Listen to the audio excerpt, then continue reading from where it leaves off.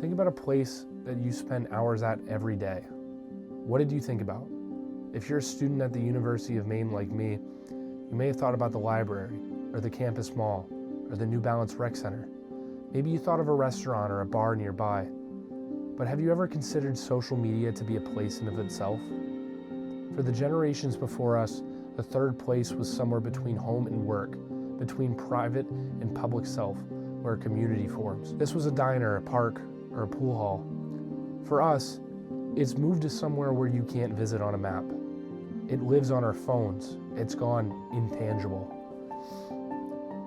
And this film is my attempt to understand what we've actually built here.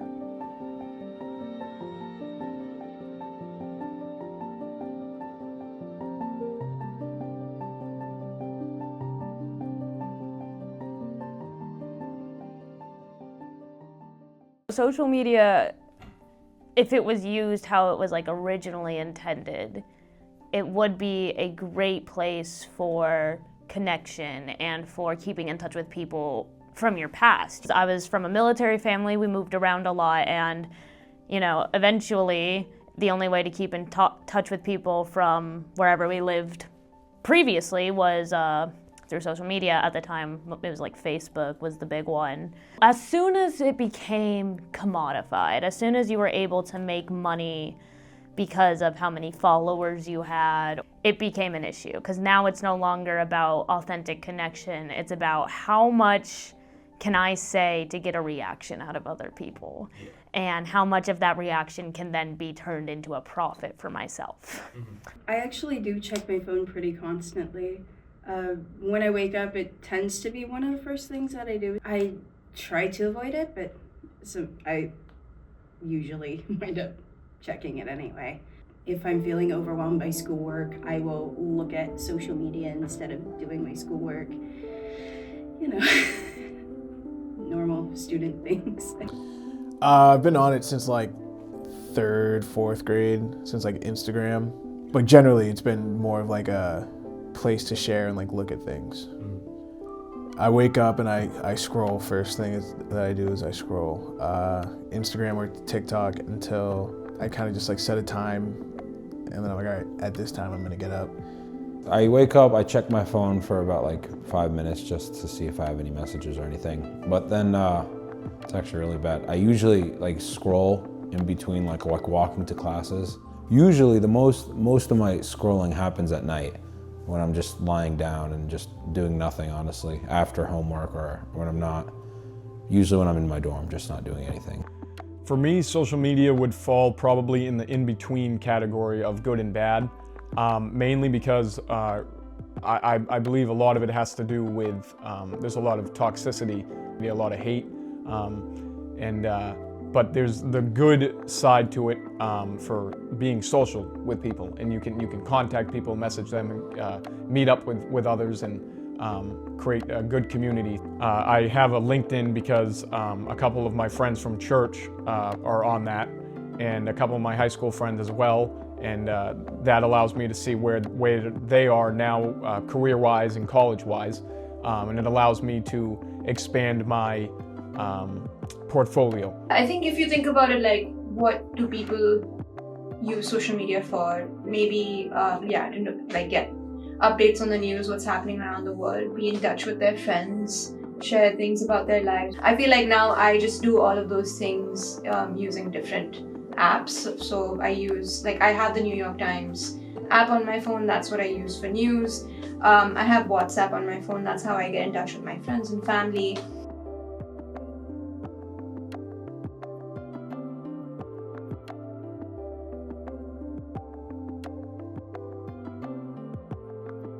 Social media didn't start as it is now. In the early 2000s, it was MySpace and early Facebook, a place to put up a profile, connect with classmates, share the occasional photo or two. All in all, it was mostly connected to your computer at home. By the time most of us were growing up in the mid to late 2010s, it was Instagram, Snapchat, and YouTube. 3 distinct platforms made for sharing photos, texting friends, and watching videos.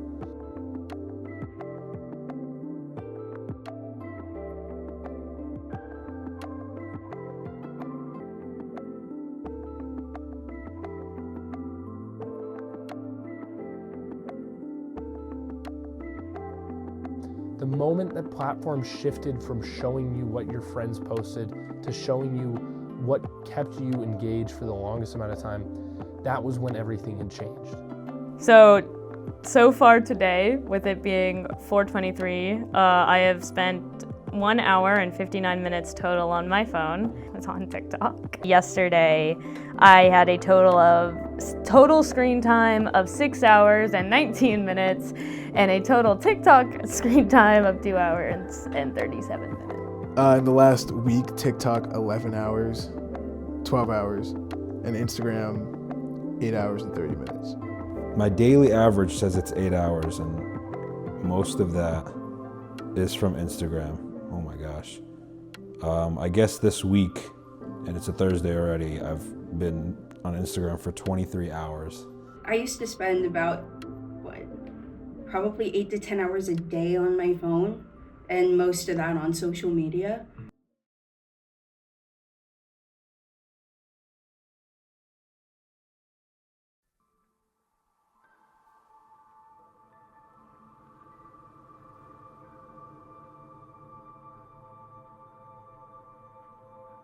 Hours matter, but what I kept coming back to wasn't the number itself. It was what was underneath it. What pulls people down there in the first place, and what they feel when they actually put the phone down. Definitely boredom is one.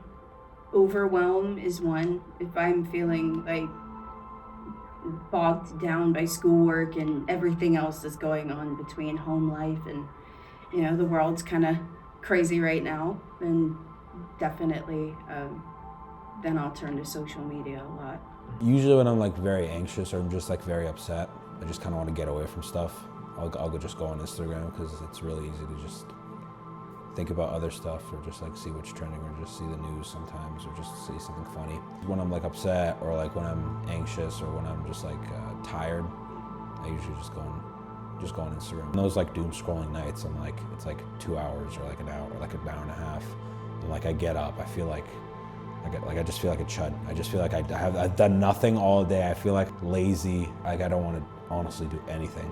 I'll definitely postpone everything else and just not do anything for the rest of the night. I think a big reason that I got rid of Instagram and Facebook and TikTok was because I was finding myself more stuck in the passive category. And it was just an endless doom scroll. And I'd look up and I'd be like, well, there goes an hour and a half, 2 hours of my day that I'm not gonna get back.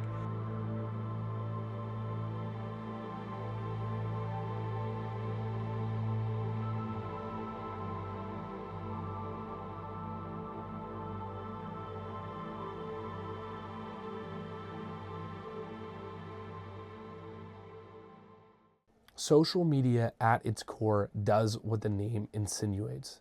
It's a platform for people to communicate, connect, and socialize. At Maine, social media helps people know what other people are up to, as well as other organizations.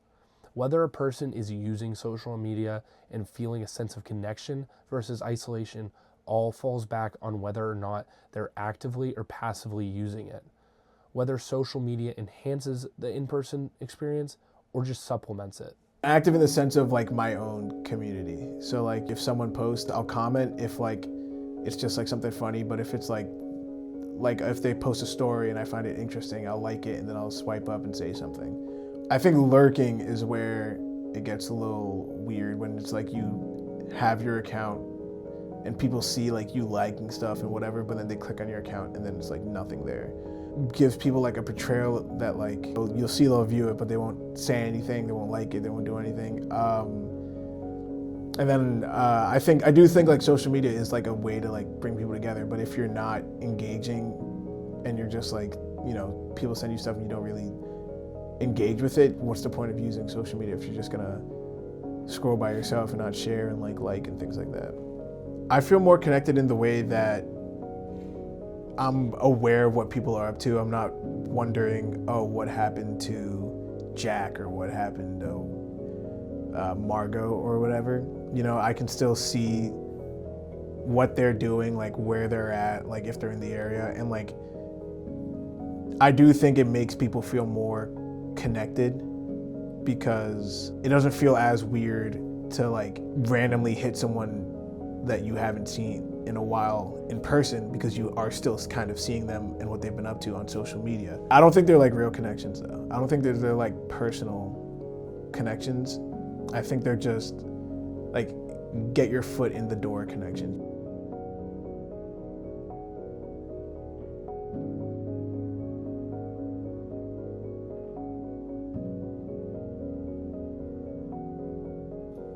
The irony here is that something built for connection can become the thing people hide behind to avoid connecting. Jonathan's observation is even proven that this is an experience that a majority of Maine students are having. AI chatbots are the next step to the same problem. If social media already serves to simulate connections, chatbots take the simulation to a more personal level. It's a synthetic version of socialization. I think the anxiety of it, people who like are super anxious tend to use social media to avoid human like face-to-face contact, just from like personal experience from people I know. So I don't think it can be replaced, but I think people will try to. Like you see it with like the AI chatbots and things like that. But I'd be lying if I let this film become a blatant criticism towards social media, because it's much more complicated than that. I'm honestly not ready to delete my accounts either. The same tool that keeps people up scrolling at midnight is also how Kira found a Spanish club that she loves. It's how Jonathan built an audience for his rugby team. It's how Brenna, who grew up moving from base to base, kept a thread of connection to people she would otherwise have lost entirely. And I think that duality deserves to be taken seriously. I do keep in contact with a lot of friends through Instagram, especially my cousins back home in Iraq. It's just really easy to use just because you can text, you can call, and you could just send like reels and stuff like that. So it's not like, you could really do it like a lot of things on the Instagram. I even send reels to my mom, and that's how I just talk to her like sometimes, or just like send her something funny. I used to run the Maine rugby media team, so I was posting on Instagram for that, posting like matches, posting schedules. I have like a private Instagram kind of where I just post more like a lot more just like random pictures and like, you know, funny moments and things like that with like a select few people who like I'm like really close with. The public Instagram is more like the big moments, and then the private Instagram is like the smaller, more intimate moments. There was a lot of people that, had it not been for social media, I probably wouldn't even remember their names, but I got to stay in touch with them in some capacity, and now I, get to at least every now and then see what they're up to, which is nice. I think social media can be very beneficial and complement relationships that you build with people.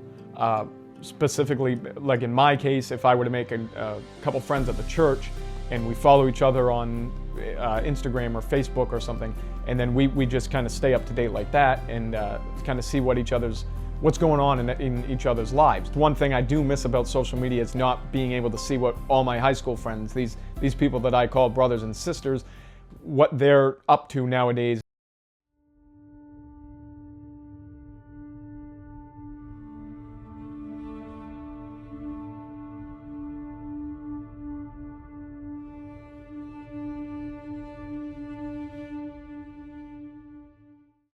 You may think that you know what's going on in your friend's life by just like looking at their page, but you very likely really don't know what's going on.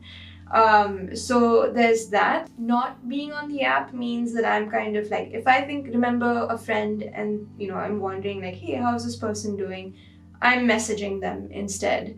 You have to make a deliberate like action to actually reach out to this person, maybe schedule a Zoom call or whatever, and catch up. I try to be off my phone when we're there. They try to be off their phone too, so it's really easy. But sometimes I'm at the house, just chilling, because everyone's just always talking about something, so it's really fun. The people who seemed the most at ease with their social media use were the ones who developed some version of intention. Some people restricted what social media sites they use, some set screen times, and others cut social media out of their lives entirely. It's very hard to make any of these decisions, but all of which come out of a place in an effort to be more in control and deliberate with how they choose to communicate with others. Here's where I want to take a clear stand, because I think this part gets glossed over. We talk about social media habits as if they're personal failures, as if people who spend 6 hours on TikTok just lack discipline. But that framing lets the platforms off the hook. The question isn't just, is this a choice? The question is, what were these choices designed to look like? I feel like social media took a lot of its its design points from like gambling, casino life. Yeah, I mean, flashing lights and coins and buttons and push notifications, they know what they're doing. There's some topics for sure that like kind of affect your algorithm and give you more videos about that topic. Like when it's something about like a conspiracy, like I'm definitely scrolling more to like find like more about that. I've built an instinct to just scroll when I'm not like interested, like just an automatic like swipe up. Taking out the reels would be probably the best thing to do to like improve like mental health. I feel like the reels feature is like, that's what makes Instagram so addictive. And I think like after TikTok, when Instagram kind of introduced that like reels feature, I feel like everyone else kind of did that right after. Like YouTube Shorts is a thing, you know what I mean? I've seen myself just like click on a video and just like start scrolling on YouTube Shorts. I'm like, I'm like scrolling on YouTube Shorts.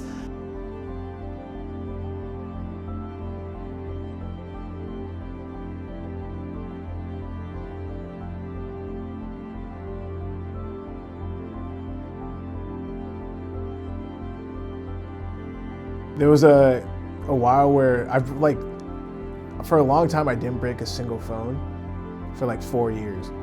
And that was probably when I was like using social media the most.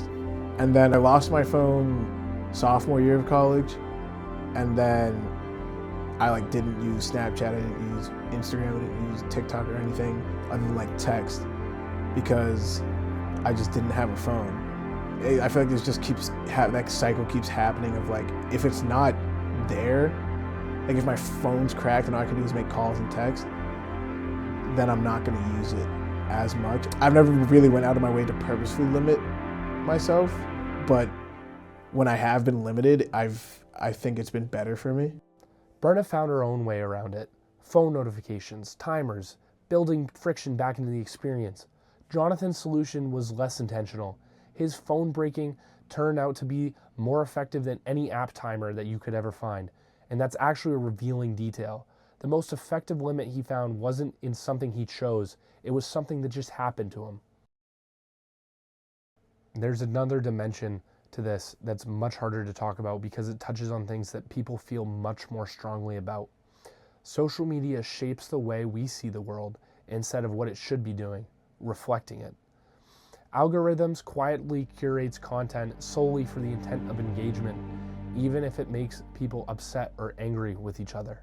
Social media is definitely ramping that up because it's giving an even louder platform for people to constantly attack each other from one side or the other. It's allowing a lot of false information to be shared a lot quicker, and it's easier to be fiery and like jab at people because there's no consequences, so to speak. You are sort of in a bubble. The algorithm is designed so that you only engage with people that have the same opinions as you, unless you're sort of actively like seeking out other profiles, other people on social media just to get a sense of like what's happening. I feel like the app in itself is, it's not really designed to be neutral. But I think there's also something to be said about who is using that app and for what. There's been a lot of political stuff being posted lately. There's a lot of protests that have been happening. So it's gotten me to be able to review kind of my morals, where I stand on certain issues. In the same way that activists have used social media to organize community, they have the agency to also use the app in a way that is, has a positive impact on people. It's definitely like harder to have an opinion or try to defend it when like it's when something is against your opinion is really popular. Like the Ronaldo and Messi debate, I just see like different stats of them and like different everything, and like it's just like the comments are so divided. One of my old friends or old friends, yeah. He would, I just haven't talked to him for a while, and he started posting a story, like just like bad stuff about Islam.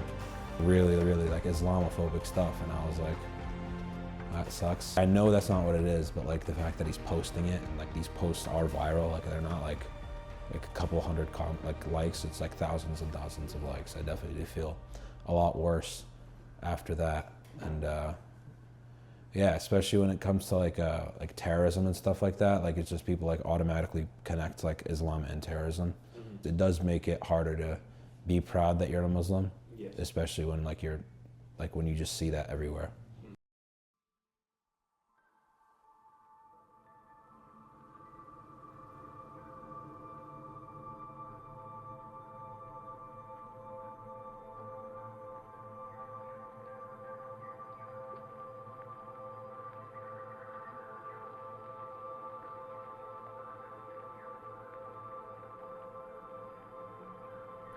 I think this is the part that's the hardest to see from the inside.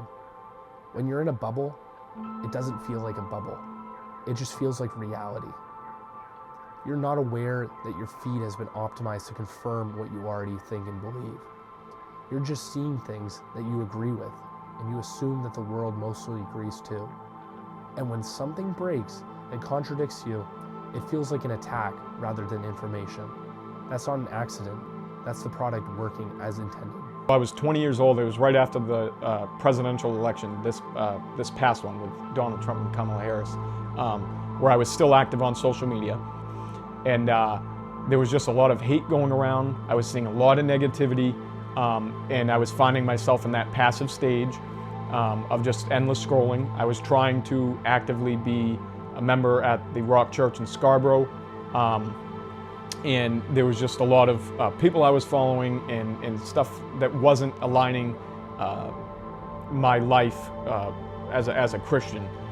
So I kind of did some self-reflecting, and I said, I don't need this anymore. I think it's like totally relevant to be talking about AI and what's like the kind of impact it's going to have on social media.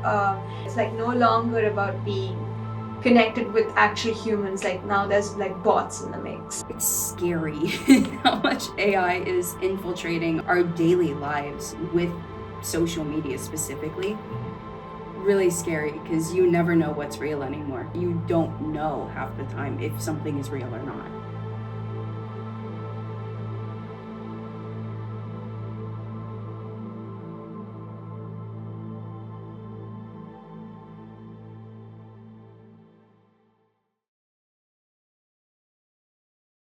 Where does that leave us?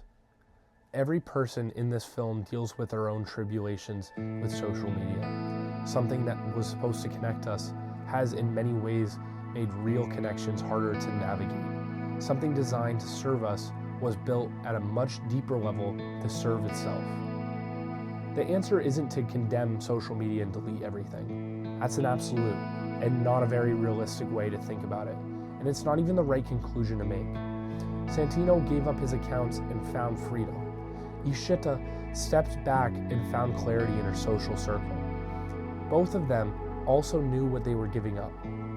There is no clean solution, only awareness and understanding. In 2026, I can fully say without a doubt this is the happiest I've ever been in my life with no social media, with not having to manage an account or worry about posting or worry about what someone else is posting. I don't feel lonely anymore at this stage in my life, and because I have such a community now, and that's the biggest blessing that I probably could ask for. I have a setting on my phone where I can have it tell me how long, or like give me a little like notification like every 15 minutes telling me how long I've been using one app. I'm scrolling through TikTok for 15 minutes, it'll pop up being like TikTok 15 minutes. That literal like visual notification of it helps a lot to keep me from continuing to do it, because a very, very smart way of how TikTok is designed. I did start setting limits for myself to be like an hour and a half on social media a day. Sometimes I do go beyond that, but I tend to try to stick to that. And that really limits my screen time a lot, honestly, just limiting the social media. aspect. I feel like throughout the day, I only scroll when it's like pastime, or like if I'm doing homework in the library or something. I'll do like a big part of an assignment, or I'll do a whole assignment, and then I'll give myself like 15-20 minutes to scroll. I feel like I've just kind of gotten to appreciate email and like the slowness of email.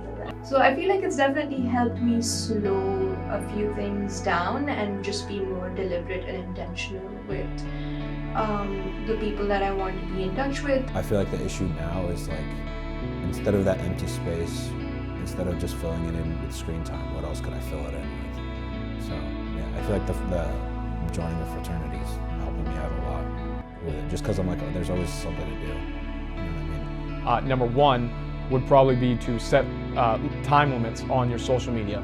I think that would be a huge step in the right direction, or take a break from it.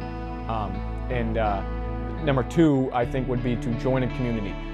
Do something where you are going to be actively socializing with a group of people that have similar thoughts and passions. That goes a long way in terms of connecting, especially if it's a large campus. I would suggest getting their phone number. Call someone. I think that's another huge thing. When you make friends and you get their numbers, call them instead of texting them. I think that goes a long way to show that you care.